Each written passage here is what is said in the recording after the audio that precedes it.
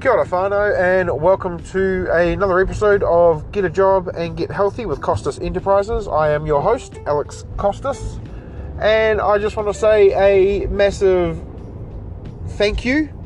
I finally hit 1,000 listens. Y'all are so amazing. I appreciate each and every single one of you for listening. Of course, that means that we just hit it today, which is, I know I forgot to do an episode last week, but unfortunately I've been a little bit busy at work, and I didn't really, when I got home, I felt a bit too buggered to do it. So straight off the bat, I want to say thank you, and another thank you for everyone that listens. You guys are amazing. And I really, really appreciate anybody that does listen. But it also means that my giveaway is now live. So, I will do, my giveaway will be open for 2 weeks. And that is 2 weeks for you guys to get me some questions. So in 2 weeks' time, I will do a question and answer. I will try to promote this also on my Instagram. I'll promote it on my Facebook. I will try to promote it on my LinkedIn as well. But generally, I'll be trying to promote as much as I can. So, what does the giveaway give you? Well, as I've spoken about it before, it will be either $100 US from my Costas Enterprises Redbubble store. Basically, you pick the items, I will pay for it and then ship it, and I might even ship a couple extra things as well. It can also be a 1 hour time with me, or 2 hour times, and this will be basically a time for you to, bounce ideas off me, ask me anything, all that sort of stuff. We can look at exactly what it is that you are, maybe you're trying to develop your own store or print on demand, and you want some ideas on how you can possibly make some money out of it. Or it can be basically like, if you've got an idea of how you want to build your own sort of passive income, what I can do to try and help you. I won't be offering money, obviously, but I can offer you assistance with things like, marketing, as well as things like maybe you've got an idea and you just want to think how you can logically try to put it together. I can help you with that as best that I can, or at the very least try to put you in the right place to say you need to go over here or whatever. Alternatively, another thing is I will do you a free CV or cover letter.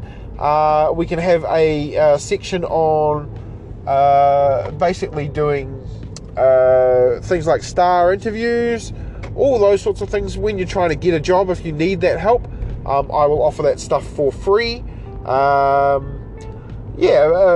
Basically, I will be your advisor in that respect, personal advisor. Where you don't get charged, basically. So, how do you enter? Very simply, you just send me an email at doncostas@gmail.com. That's DONCOSTAS @gmail.com, and that's N for Nike, DON. And basically, all you have to do is you have to just ask me a question. It can be anything, but you need to say that you heard about me through the podcast, so that I know that your email is legit. Once you've done that, you will be entered into the draw, and then after I answer your questions in 2 weeks' time, then I will randomly pick a winner using probably Magic the Gathering dice and dialing 1 to 20, depending on how many questions I get. I am free and frank. I will talk about 90% of everything that you guys ask, but do bear in mind that there are some things that I will find a bit hard to talk about, depending on what it is that you actually want to know about. But I will try my best to answer your questions. So yeah, feel free to hit me up. You can also send it through at the Kiwi Don for my Instagram, and same as my Twitter is at the Kiwi Don, DON again for the Kiwi Don, hence the Don Costas as well. And yeah, I will try my best to answer your question sincerely, honestly, all that sort of fun stuff. And yeah, I just really want to give back to you guys, because you guys have been amazing to me. So that's pretty much the intro done. So, you know, you can also drop me a line via my website, costasenterprises.business.blog. I know this intro feels like it's going on forever. It is. But I really do want to say thank you. So, what are we going to talk about today? Well, quite surprisingly this morning, I opened my emails and I saw that I made a sale on something that I did not think I would ever sell, and that was actually a scarf. So yeah, one of my designs is my origami design, which is basically a origami paper crane, and it's overlaid on with two different colors. It's kind of or three different colors, sorry. It's kind of like a neon pink / black / white paper crane overlaid upon itself 3 times. And you know, it's a simplistic design, one of my very, very simplistic designs. And yeah, I was quite surprised when I saw that it's sold on a scarf of all things. So you might be like, well, Alex, what does it matter about the fact that it's a scarf? Well, the reason why I am sort of a bit shocked is because it is one of these products where you always see scarves and you see things like duvet covers and shower curtains, and they're usually marked up quite high. Now, from this particular design, I'm getting about $4.44 US. It is going to someone in Belgium, so it's actually coming out of euros, and I haven't sold much stuff in Europe, probably about maybe 3 items, but this takes me to 25 sales. So I really wanted to talk today more so about the fact that, one, I wasn't expecting a sale at all this month. So the month of May has been quite slow. Usually I get a sale 1 or 2 at least earlier on in the month, but this has come quite late. But yeah, I'm still happy, because it means that since basically September last year, I have sold 1 or 2 things through Redbubble, and as I've talked about before, I've had 1 payout so far, and yeah, it's been a good little run basically. So I've had 2 payouts officially, but one of those payouts was the Christmas payment. So for those that don't know, with Redbubble you do get a Christmas payment that comes out, and that payment will come out for you usually around about the 13th to the 15th of December, and if you don't hit the $20 pay, you will get whatever is owing you basically, which is what happened. I had $13 there US. They paid it into my account, and then just about 2 months ago, last month, I was lucky enough to hit the 20. I made about $30 in sale, and that meant that I got about $30 paid into my account, over and above the $13 that I had. So I'm sitting at about $54 at the moment, sold through Redbubble, and of course with this that I've just sold, that'll be increased by another $4.44. So yeah, I wanted to talk about simply the fact that this is an evergreen. You know, there's nothing special. There's no special tags on it. It's not a trending design. It is just literally a random design that I put up. And I think the fact that I've been lucky enough to get a sale every month, at least one every month, shows that I am on the right track for things like my tagging and all that sort of things. And I'm not doing spam tagging. if you don't know what spam tagging is, it is something that we don't want in Redbubble, but unfortunately is there, along with a lot of copyright stuff. But effectively, spam tagging is where you take the phrase, you repeat it about 50 times in one tag, and then you do that another 50 times. So it just keeps getting found in the data mine and the algorithm, and unfortunately it's a bit of a letdown for artists that actually do want to sell their stuff, like myself. And while I am sort of concocting things through Canva, it is still disheartening to see that sort of process does happen. And Redbubble have sort of said, look, we don't want this, but they're not actually policing it. And I know a lot of content creators are like, oh, they should be doing this, they should be doing this. But being realistic, when you think about exactly how hard it would be to police this, you would have to go into every single design, see if the phrase has been repeated twice, and then know what you have to look at for the phrase. Like, unless you're checking every trending design, which I doubt very much Redbubble's likely to do that, it just proves that it's actually not an easy thing to do. So I do get where they're sort of like, look, we police it, you shouldn't do it, but they don't really police it. Now, in a perfect world, they would police it. We would remove all of that. We would also remove all of the copyright. I can tell you through the Facebook ads that I'm getting that pop up of Redbubble, 90% of them are all things that are not original. They are complete rip-offs, to the point where I've seen, like, one of the ones where I saw it was the worst was the WandaVision stuff, where it was just like everything was, they literally just took the WandaVision poster, put it up on a t-shirt, and I was like, come on, why isn't that being banned? But, you know, if Redbubble can't find it, Redbubble can't do anything about it. So yeah, it's a bit of a shame, unfortunately, that thing is still going, but it is still happening.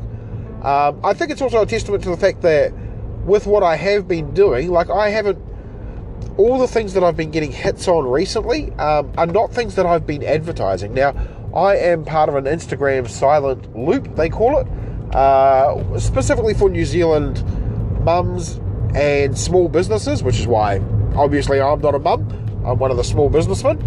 And so I added myself onto it, and I've basically gotten about 200 followers from there. Now, because I knew that the group is primarily mothers, I decided to do an Instagram sort of ads for, and when I say ads, I mean my own personal ads for all the followers that were following me, of some Mother's Day designs that could be sort of used for Mother's Day or for kids. And you know, I didn't get as much of a watching and followers and likes than what I expected on other ones that I've done. So that was a bit of a bugger. I think the one thing that would have helped me is the ability on Redbubble to hold my own sale. Had I done that, I think it would have been a lot better, because I would have been able to go, Mother's Day sale, 15% off everything. But they didn't have that, of course, because Redbubble, they sort of have their own sort of thing. There are some, like Spring, for example, and Threadless, you can set your own sales. However, the problem with that is your profit margin has to be set very, very high, because the cost of making each item is really, really high through Teespring and also through Threadless. So with Threadless, you don't even set your margins. It's basically you get 1 to 2% of everything that you sell. I haven't sold anything through Threadless yet, so that's going to tell you something. To be fair though, I haven't really marketed or done anything on Threadless in a long time. But it is quite surprising to see that I am still getting semi-regular sales. Like, you know, I consider one sale a month as a regular sale at this stage, given that it has been since sort of September. So yeah, I'm not calling myself an expert in it, but I do definitely feel like I must be on to something. I must be doing something right. So yeah, that was pretty cool to see. The other thing I wanted to talk about is basically being thankful for everyone. I've just recently listened to a couple of books that I talked about before. Since then, I've listened to another book, which is a autobiography of a guy called Colin Joust, who is from Saturday Night Live, and he was very, very funny. And he's also the fiance, or now I think husband, of Scarlett Johansson, so Black Widow, which at the time when I was reading the book, I did not even know. So, yeah, it was very funny to see sort of like his life and what he'd been doing. And he has done one of the jobs that I've always wanted to do. I've always wanted to be on Saturday Night Live. I know I'm not as funny as them, but it's always been one of those shows that growing up, I'd heard about. A lot of my favourite actors were on it and have been on it and still are on it in some instances. And yeah, I just really, really love the Saturday Night Live ideal. So yeah, it's been, it was quite cool listening to his book, but it did make me reflect a little bit. Like, even though there was a lot of fun in it, you could tell that the guy had a interesting life. And even though he came across as, and it's going to sound really weird, but very white, and he even admits that to himself, I did have some sort of similarities where I was sort of in the same boat as him growing up, where even though we were both sort of white, we did have a bit of a background. And while his background is very, very white, he talks about his mother, he talks about his father, he talks about the experiences he went through, and yeah, it sort of got me thinking a lot more about my own background and like the way I grew up. Now, for those that don't know, when I grew up, I was not the richest, okay? I grew up, my parents sort of had a job until they turned about 50. Then they basically had to go on the benefit because those jobs became redundant. And in New Zealand, we have a guy that we like to refer to as Dr. Death. And this is back in the 80s. And it used to be safe to be in a public job, like a public servant. So for those that don't know what a public servant is, it is basically someone that works for the government, carrying out the government wishes. I am currently a public servant. My parents were public servants, and they lost their jobs due to a budget and a reduction and all that sort of fun stuff. And it was an interesting sort of time, because they transitioned to going on a benefit. They didn't have the money to do anything. Now, they did have a freehold house because they used their redundancy payments that they got paid out to actually pay off the house. A fact that my mother will always remind me of all the time. So, yeah, it was a bit of a surprise, sort of listening to this book, hearing about this guy, and because he'd focused a bit of time on his childhood and the silly things he used to do, I started to realize that, yeah, I did used to do stupid things as well. But looking back, even though we were poor for a while there, we were quite poor. My parents sort of had to retire, and then from there, when they retired, they were still retiring on the benefit before my father died. So it wasn't really retirement in that respect. And yeah, it was very much like my parents still managed to always find the ability to give me what I needed. You know, I mean, I know I wasn't going on massive trips, I wasn't doing anything like that, but anytime there was like a school camp, I was there. I wasn't getting, you know, the newest fanging dangle toy, but, you know, growing up, but I'd still got a toy, you know, and I was appreciative of what I got. You know, I wasn't running around the house, I wasn't a spoiled brat or anything like that. I wasn't like, a lot of people say that only children are spoiled. In this case, I was definitely not spoiled. I was, you know, respectful of what it was that I got, because I knew there was nothing else. And, you know, growing up and having that sort of mentality, the reason why I'm sort of getting to this is today, Jacinda, our lovely Jacinda, has just announced the new budget, and it seems like for the first time in a long time, the benefits are actually getting a bit of an increase, like a significant increase as opposed to the annual increase. Now, I used to work for the government department that administered and delivered the benefit system, so I know how much people's benefits were. I used to be on a benefit. I know how much a benefit is. So to hear that it's going to be potentially going up, a potential another $50 to $100 to $50 to $60 a year is pretty huge. A week. Now, but that's going to be in about a year's time.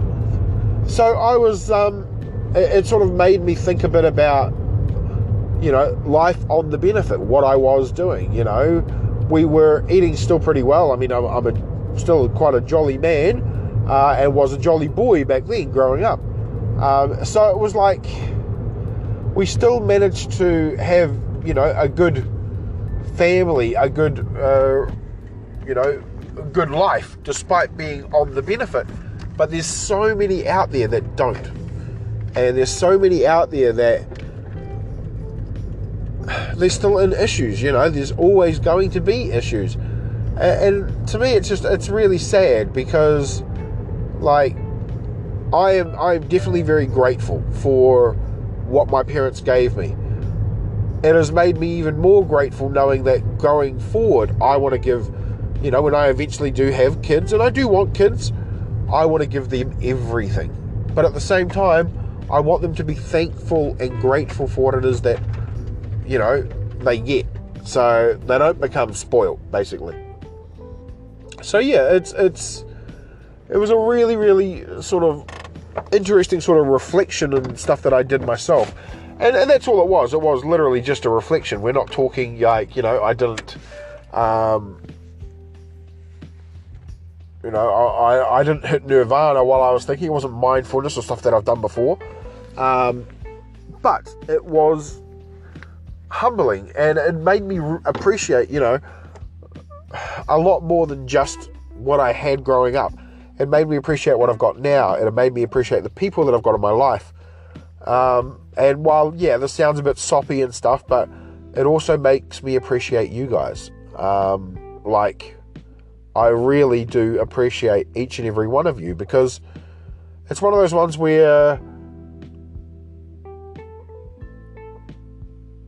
I've got quite a few countries that listen to me, and have listened to me. And that shocks me. Like, really, that blows my mind to think that I've got people, my partner is Vietnamese. I've got people listening to me from Vietnam. I've got people listening to me from, Argentina. I've got people listening to me from New Zealand, obviously, from the US, where most of my audience are, which is still crazy to me. And these are only this is only from the people from Spotify. All of my things that I'm talking about are only from my Spotify listeners. So I want to say a huge thankful. I am grateful for each and every one of you that listens to me. My ramblings, my tangents that I go off on, all my crazy shit that I talk about. Thank you. And I know this is going to be a short podcast, but at the same time, I hope you will contact me. I hope you will email me. Tell me what you want to know. It's not to give me content. It's to build our whānau. And you are my whānau. And again, for those that don't know, my whānau is my family. I share a lot of stuff with you guys, and I want to hear back. So contact me. Let me know. doncostas@gmail.com. DON for Nike, COSTAS @gmail.com. Until next week. And there will be a next week. As always, I love you guys. Thank you for 1,000. Thank you for 1,000. Oh my God, I can't believe I just said that. 1,000 listens in 1 year. That is still blowing my mind. So thank you. And as always, good luck.